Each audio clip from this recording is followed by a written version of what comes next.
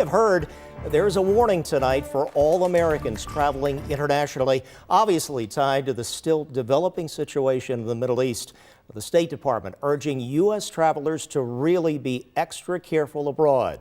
2 on your side's Rob Hackford has more for us. The worldwide alert issued by the U.S. State Department advises travelers to exercise increased caution when abroad, citing increased tensions in the Israel-Hamas war. We're constantly assessing the safety of the situation on the ground so we can give appropriate travel warnings and appropriate guidance to American citizens. The potential for terrorist attacks and demonstrations or violent actions against Americans are also cited.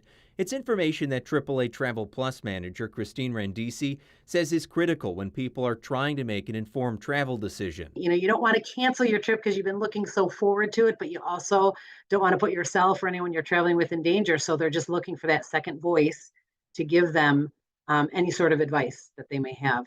Randisi says while Israel and the Middle East aren't highly trafficked by Western New Yorkers, there have been a few people who've needed help. We did have a group of 4 girls that were in Israel that had been in contact with their agent, but they are safely on their return home.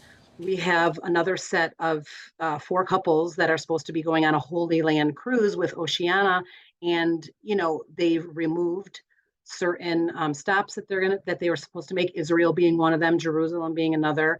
In fact, one of those couples, Randisi said, is now changing their travel dates to 2024.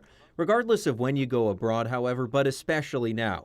The AAA recommends signing up for the State Department's STEP, or Smart Traveler Enrollment Program.